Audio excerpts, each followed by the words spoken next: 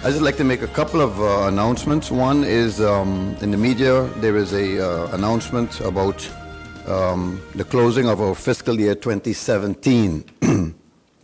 And it basically calls on all suppliers and businesses doing business with government that the closing of our fiscal year 2017 is officially March 31st, 2018. So you're asked to please submit statements of accounts with supporting purchase orders and invoices to the Finance Department here at the Administration Building no later than March the 31st, 2018. I ask you to do so that we can try to get you paid as soon as funds are readily available to do so.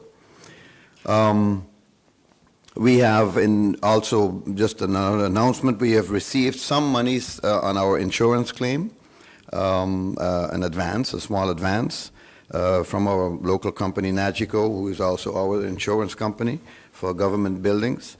And we are putting that to good use immediately by, amongst other things, start urgent repairs on our schools that have wrecked classrooms in order so that they can be ready for school year 2018-2019. And I'm sure my colleague, Minister Wouter, will be happy to hear that. I also like to say thanks to the Dutch Red Cross, who got 13 million euros raised by the generous people in Holland, and who were able to immediately come to the assistance of St. Martin after Hurricane Irma to use these funds. We just understood, I heard a announcement by them recently on the radio that they have done a tremendous job in the especially the school feeding program. From what I understand, they have already given like 500,000 school meals that have been used. Really, I'm just saying this because I think it's an amazing job that has been done by the Red Cross, and I know it's really VSA that deals with this, but and I know that the Minister of VSA has already mentioned that. But I think it is a milestone, and I certainly want to add my congratulations to the Red Cross, and to thank them, and to thank again the generous donors in Holland for making the funds available to St. Martin through the Red Cross. So thanks again. Regarding the recovery fund, I'd like to just mention that unfortunately, as I predicted quite some time ago, getting all the T's crossed and the I's dotted so that we can meet the international requirement for the World Bank is taking time. So, you know, people want to know how come things are not moving faster than they expect them to. 6 months after Holland so generously made the announcement of the 550 million euro fund available to St. Martin for the reconstruction, we really still can't access the bulk of that money, neither in the form of a grant or even in the form of a loan. And this is really nobody's fault, just the nature of the beast. We need to be able to comply with the norms, international norms of the World Bank. And I can only say that the professionals in our organization, especially those in general affairs, are doing their utmost to get country St. Martin up to speed with World Bank regulations, rules, and policies. So we want to thank those in our organization for that. But in the meantime, we are still a bit frustrated with regards to getting the funds released so that we can do the things that we need to do for those people that are still in need on St. Martin. Let's see what else I have here. On March 14, there will be a meeting with the owners of the Central Bank of Curaçao and St. Martin. This meeting will take place here on St. Martin itself, and amongst other things, the profit sharing over the year 2016 will be discussed, as well as the start of negotiations of the profit sharing for 2017. So hopefully we can see some funds coming to St. Martin from that angle also. Then I'd just like to give you an update with regards to our budget system, our budget situation.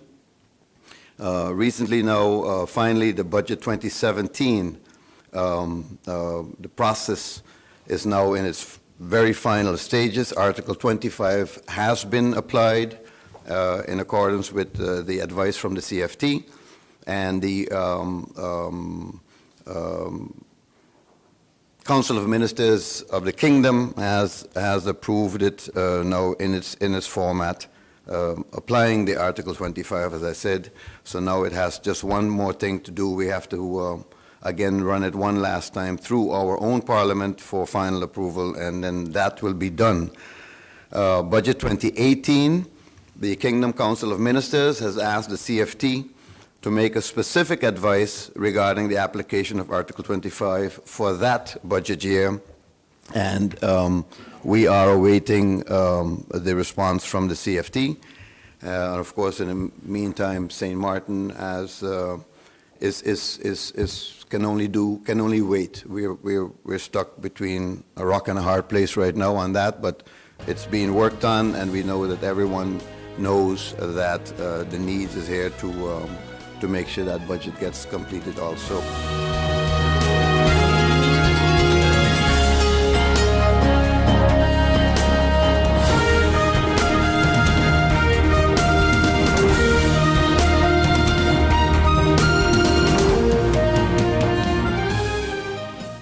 GEBE has been faithfully serving the communities of St. Martin, powering your home and our economy. Come rain or shine, our qualified team of professionals are working hard 24 hours a day to provide you and your family with safe, reliable electricity and water. We use the latest technologies and test our products daily to maintain the highest international standards. Our friendly staff is always there to assist you, whether in person, over the phone, or online. We are committed to constantly improving our products and services, making them more efficient, effective, and environmentally friendly to serve you better today and our next generation of clients tomorrow. GEBE, powering a brighter future. Our friend Megawati is here with tips to save you energy. 1. Turn your airco temperature up. 2. Use a ceiling fan instead. 3. Buy energy-saving products. Save some green with NVGEBE.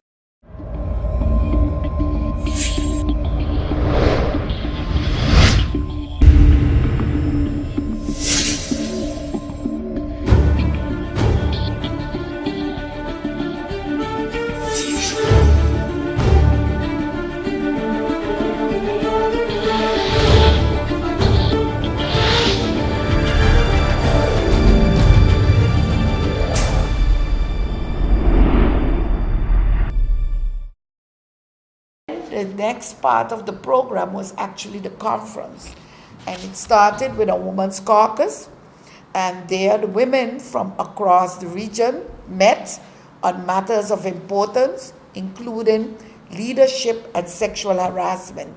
An update also was given of the EI Women's Conference, and recommendations from the caucus was brought forward, and that was brought forward on the third day of the conference.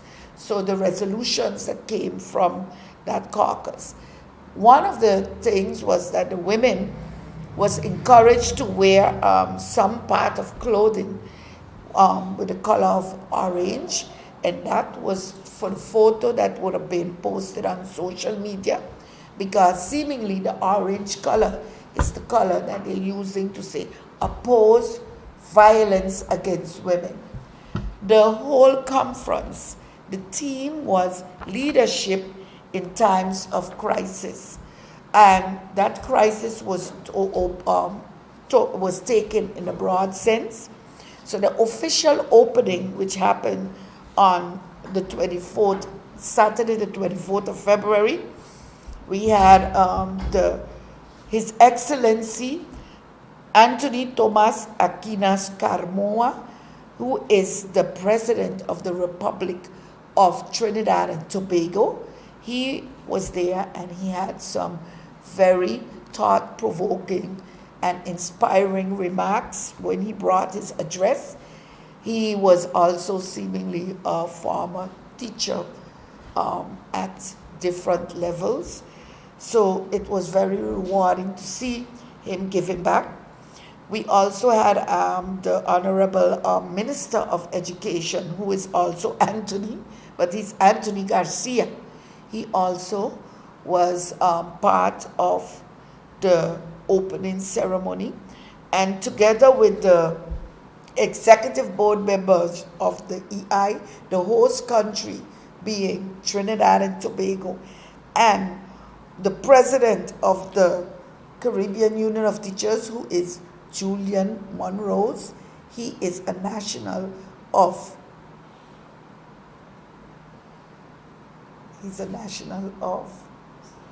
St. Lucia, yes. He's a national of St. Lucia. He was a former president of the St. Lucia Teachers Union.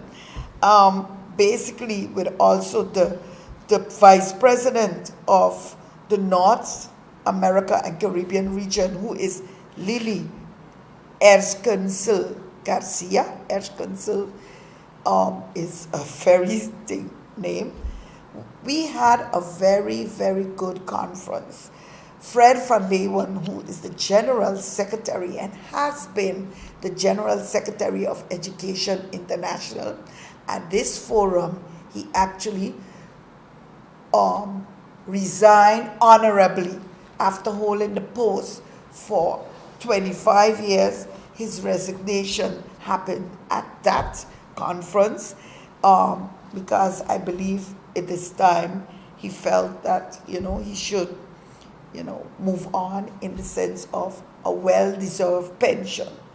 So at the conference, there were a number of topics that was being analyzed, and the presenters and the dialogue was in a form like a global cafe form. And some of the topics was actually, again, disaster preparedness and the response, countering of privatization, mental health and well-being, equity and diversity, engaging young members, and strengthening the profession. Those were some of the topics for discussions. Also, there was a panel discussion where, in the panel discussion, the needs of the Caribbean members, the schools and the students were analyzed, and the development cooperation in the Caribbean. So the spotlight of this development cooperation within the Caribbean, and it's currently coordinated actually by Education International, but that has been also analyzed, and how we can make the structure an even more resounding structure. They also continue to look at new pressures such as government, natural disaster that has created the need to adjust and also address different needs.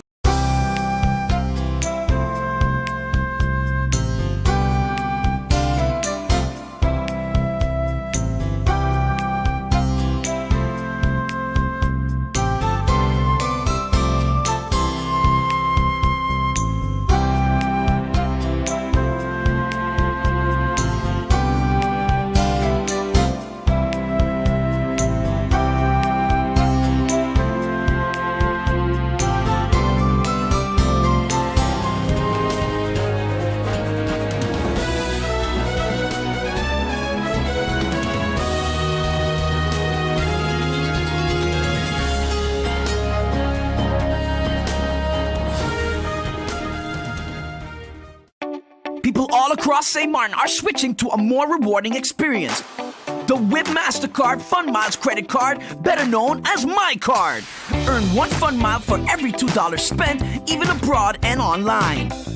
This will quickly get you a ton of Fun Miles to redeem for travel, shopping, food, fuel, and much more. But there's more to My Card. Worldwide acceptance, an EMV chip for extra security, and 250 free Fun Miles with first use. Switch to My Card today at WIB. Fun miles, from within your reach. 1, 2, 3, 4. This is how common it is to develop a mental illness. 1 out of every 4. 4, 4. 4. But there is hope. Today, most mental illnesses can be managed and treated. Visit your general doctor if you feel concerned about your thoughts and behaviors or have some difficulty dealing with some of life's issues. If you have been diagnosed and are suffering from a mental illness, keep in mind these 4 points to help you manage your mental health. 1. Get regular checkups with your general doctor. 2. Stay on your treatment plan to prevent relapses. 3. Find a strong support group in your family and friends. And 4. Never be afraid to ask for help and look out for the warning signs of your illness. Remember, you are not alone.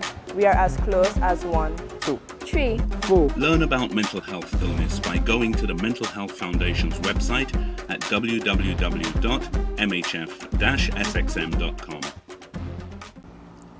On February 21st, we conducted a manifestation at the governor's office, whereby we brought a letter with the grievances pertaining to the social injustice by the citizens on St. Martin, or best said, in this side of the kingdom, of which the governor, as the head, constitutional head or representative of the kingdom government, did answer us by letter dated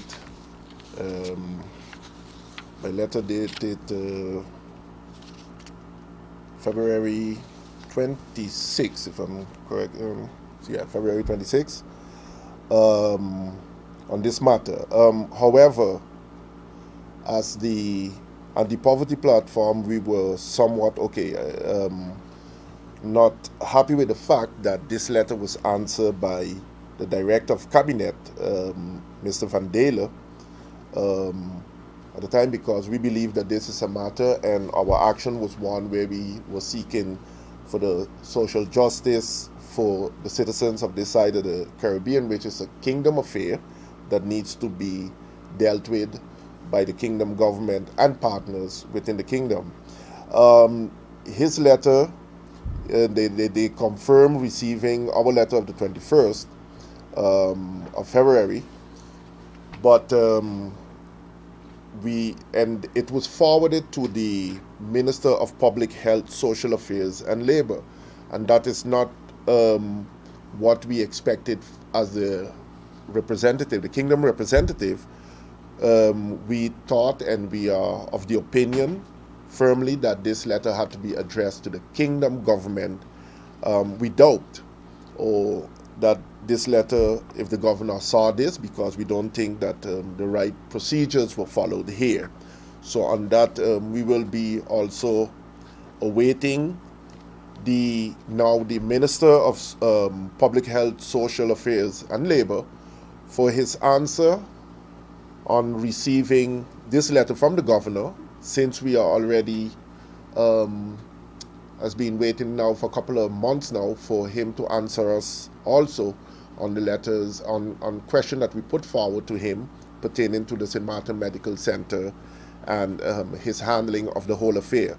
So, and this is the minister that is Mr. Transparency, so we look forward that this minister, Mr. Transparency, give us answer on the pending issue of the SMMC, and also on this new letter that was sent by the governor to his office, dealing with the social justice issue, of which we will be answering the governor, or replying to the governor, yes, because we believe this is a kingdom matter and it needs to be handled by the kingdom government, and thereby taken up also, we believe, into the IPCO. We need also to inform the general public that we did approach the governor in terms of his request in installing the informateurs and so, but we took note also that the eradication of poverty has not been included into the instructions given to the informateurs. So we took it upon ourselves to bring this to his attention, that foremost, this must be part of any new governing program. And we did receive on March 2nd a letter from the governor stating that, and this time he signed it, that he did instruct the informateurs that to include this subject of eradication of poverty. Also need to be noted that the email that was sent to those political parties, which is the NA, the USP, and the UD, the email included the eradication of poverty proposal that we sent to these political parties. To this date, we haven't received any answer, with the exception, as was mentioned before, that only the St. Martin Christian Party signed the declaration on eradication of poverty. So we look forward. There's still time because we don't have a government, we don't have a government program, that this be included, and also that when the next session moves into the aspect of installing the formators now, that this matter of eradication of poverty be high on the agenda.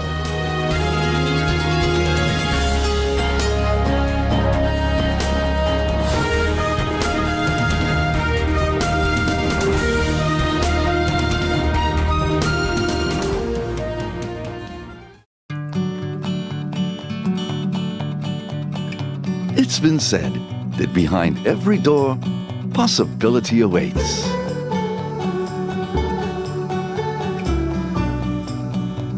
How much possibility depends on which door you open first. Every day, we help our customers discover the possibilities in their lives. It all starts with a conversation. Scotiabank. Discover what's possible.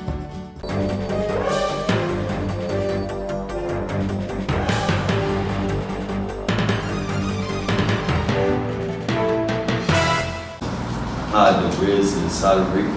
You're also looking forward to making some amendments to the CLA as well. GB is claiming that they are going through financial hardship at this time. Approximately how many workers do you represent at the company GB? GB have two categories of employees. We are representing one of those categories. It's a total about 100 and plus employees.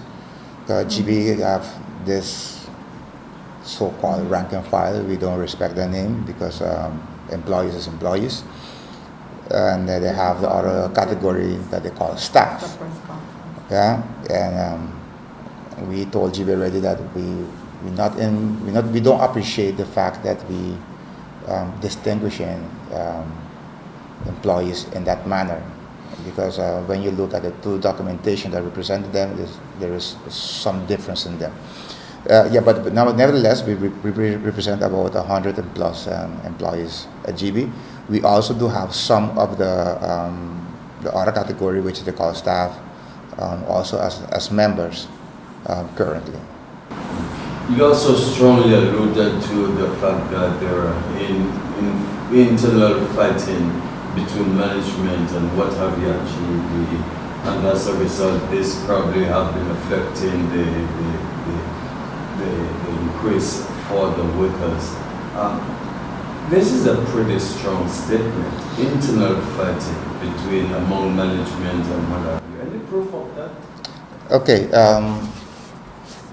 If you notice, we are now about 6 months after Hurricane Irma. Yet, GB haven't done anything where is to accommodating the employees is concerned. The building remains the same. The managing board was looking at some location where they could place certain offices. They was looking for location to open cashiers and stuff like that. And that internal fighting with the managing board and the board of directors, it's like, no, we don't want it here, we want it there. So it's a mangling of decision when the board of directors, when the managing board wants to make a decision, it's not approved by the board and those kind of things. So that's the reason why, if you notice, GB from 6 months to now, from Irma to now, they haven't made any move to accommodate not even the public in a good way, not even the employees, just because of that internal fight. And I could stand behind it. stand behind it. Otherwise, I wouldn't mention it. They have to start working together. That is the problem between the managing board and the board of directors. I would like to take this opportunity first and foremost to congratulate all the women in the different organizations and all the women on the whole of the communities and of our countries on International Women's Day. The main theme and focus is Press for Progress. It is really a theme that speaks to the reality that we are living in, because right now, after being challenged by the hurricanes and the destruction, we really need to press for progress. And therefore, I would like to congratulate all the members on our board, on the boards of the different unions, and all the women on this day. So, Press for Progress. I can also report that once I came back from Trinidad, where we also held a very, very impressive caucus of women's opening session, because as Caribbean Union of Teachers, we all have the women's group there. I received a call from a woman in education. She's a hard worker, and she said, I would like to be more active in my union. And to me, that is the signal in the right direction. So Press for Progress, we are making progress. We are inspiring young female to also join and the professions and become professionals, and also to be part of the organization of the unions.